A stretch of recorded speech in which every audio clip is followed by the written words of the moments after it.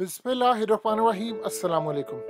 इस वक्त मुल्क की जो मौजूदा सूरत हाल है वो इतनी ख़राब है कि हम बिल्कुल डायरेक्टली तसादुम की तरफ जा रहे हैं।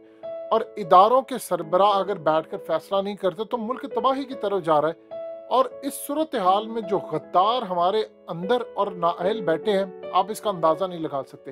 हालिया आपने देखा कि चाइना के टीचर्स पर हमला हुआ कराची की यूनिवर्सिटी में। और आपने ये फुटेज भी देखी कि जब वहां से गाड़ी आती है तो उसके बाद शारी बलोच अपने आप को उड़ा लेती है और बाकी कुछ भी नहीं बचता। ये बहुत बड़ा नुकसान था। इस पर ऑलरेडी आपको पता है कौन मिला था, कैसे हैंड फ्री पर वो गुफ्तगू करी थी, कौन रिक्शे वाला लेकर आया, ये आपने फुटेज देखी। आपको सब पता है ये औरत कैसे आई, एक एक चीज हकीकत टीवी आपको एक्सप्लेन करके दे चुका है। लेकिन सबसे ज्यादा खतरनाक चीज एक फुटेज आपको दिखाना चाहते हैं जो पाकिस्तान के बड़े बड़े मीडिया चैनल से छोड़िए इंटरनेशनल सतह पर भी नहीं चल पाई। इस वीडियो की अहम डिस्कशन चलती रहेगी, लेकिन इससे पहले आप वीडियो को लाइक करें, हकीकत टीवी को सब्सक्राइब कर लें और बेल आइकन पर जरूर क्लिक करें। आप यहां से अंदाजा लगा लें, इस फुटेज को देखिए। ये एक दिन पहले की फुटेज है। चाइनीज टीचर्स आते हैं वहां से गाड़ी पर, और जब वो करीब आते हैं तो शारी बलोच ने जैकेट्स फाड़ने की कोशिश की। ये खुद कुछ जैकेट पहनी हुई थी, लेकिन वहां पर हमला नहीं हो पाया और वो गाड़ी अंदर चली गई।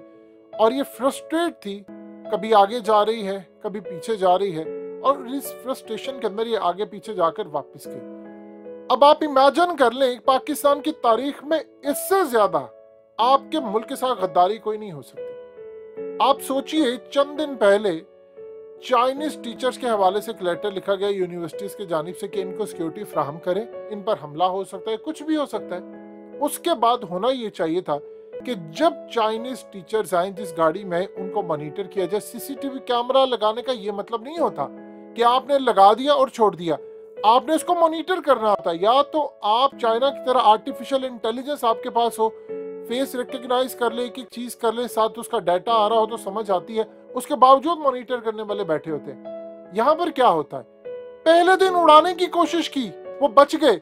किसी ने पीछे बैठकर सीसीटीवी फुटेज से देखा नहीं, या देखकर इग्नोर किया कि ठीक है बच गई, अगले दिन आएगी मारने के लिए। आप बता दीजिए कि जिनकी ड्यूटी लगाई थी यूनिवर्सिटीज के अंदर के, उन्होंने सिर्फ सीसीटीवी फुटेजेस को बैठकर देखना है। वहां पर बहुत सारे लोग हायर किए होते हैं जिन्होंने सिर्फ ये देखना होता है कि कैमरे चल रहे हैं, कौन आ रहा है कौन जा रहा है, कोई मशकूक तो नहीं है।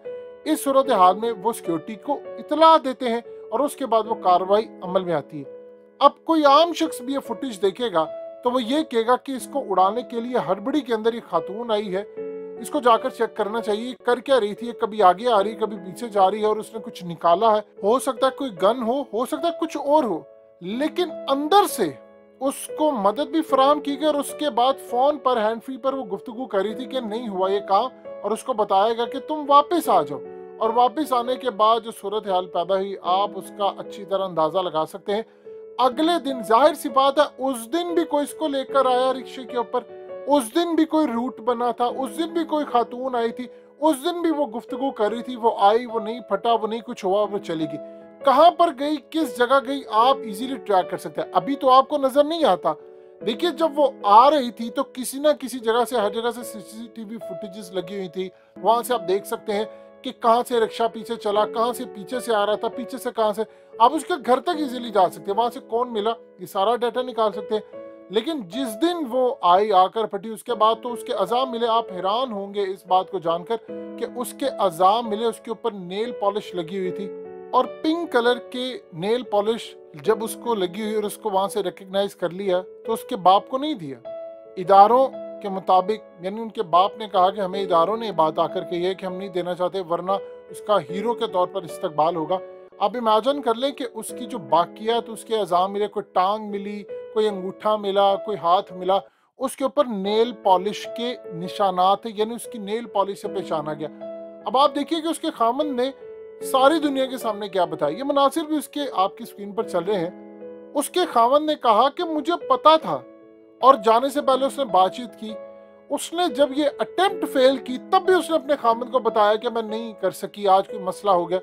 उसके खामन से जब इंफॉर्मेशन मिली, उसके खामन ने कहा कि मुझे उसने बताया 2 साल पहले उसने ज्वाइन किया और जब उसने अपने आप को उड़ाना था, जाहिर सी बात है खामन की रजामंदी, बाद में खामन, ये जो खबर फैलाई गई थी, हकीकत टीवी ने आपको कहा था ये फेक है, जिसमें कहा गया कि उसके खामन को गिरफ्तार कर लिया गया, सब झूठ है, सिर्फ अवाम को ठंडा करने के लिए। आप इमेजिन कर ले चाइनीज कितने तप्पे होंगे हम पर, कि पहली तो बात है कि तुम हमारे लोगों की हिफाजत नहीं कर सके, अंदर के बंदे तुम्हारे मिले हुए, एक दिन पहले वो हमला करने आई, वो बच के उसी दिन कार्रवाई कर ली जाती तो ये पकड़े जाते, और दूसरे दिन सूरत हाल आप अंदाजा लगा लें कि हमने ये कह दी कि हमने इसको पकड़ लिया। चाइनीज से जब इनसे पूछा तो उसके बाद पुलिस वाले कहा नहीं जी नहीं, हमने नहीं। अगर चाइनीज इसमें इन्वॉल्व ना होते तो आज आप देखते आपको यही कहानी कराई जाती क्यों जी वो पकड़ा हुआ, हमने गिरफ्तार कर ली, तहकीक जारी, नामालूम मकाम पर हम उसको ले जाकर तहकीक करें। ये जो हमेशा से पाकिस्तानियों को एक कहानी कराई जाती है। अब आप अंदाजा कर लें कि उसके खावंद ने कहा कि मुझसे उसने पूछा तो मैंने कहा कि जज्बाती फैसला क्यों नहीं, उसने कहा जज्बाती नहीं, शौरी तौर पर फैसला किया, जान लेने से और जान देने से बढ़कर शौर कौन सा होगा। इमेजिन कर लें उसके अल्फाज। और उसके खावंद से बातचीत हुई और वो किसी और मुल्क फरार हो चुका है, किसी को कुछ नहीं पता क्या सूरत हाल है, क्योंकि ताकतें इंटरनेशनल जो काम कर रही होती है पाकिस्तान को डिस्टेबलाइज करें।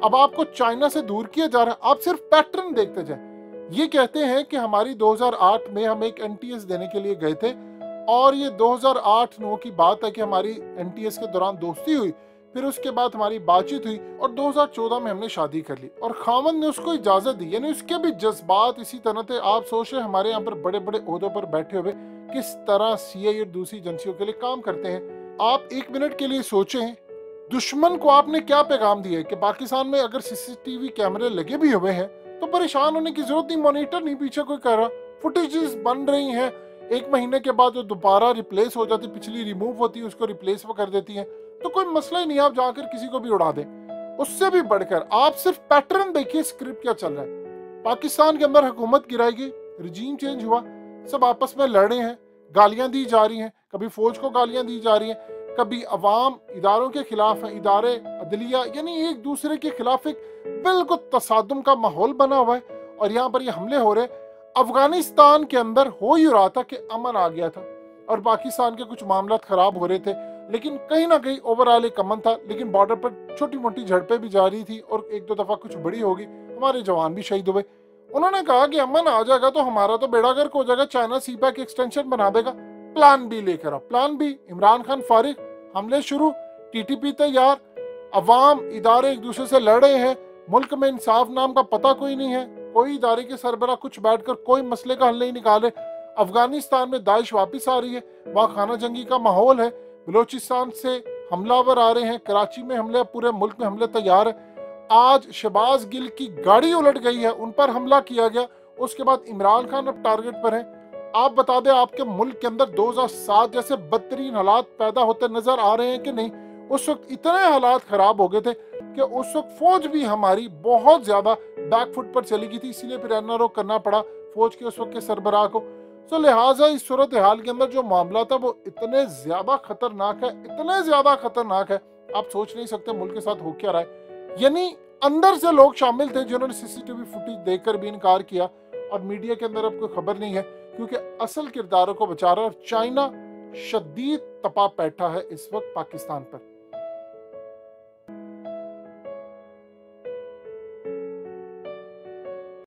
हकीकत टीवी को सब्सक्राइब करना मत भूलें, वीडियो को लाइक करें, शेयर करें और कमेंट सेक्शन में अपनी राय का इजहार जरूर करें।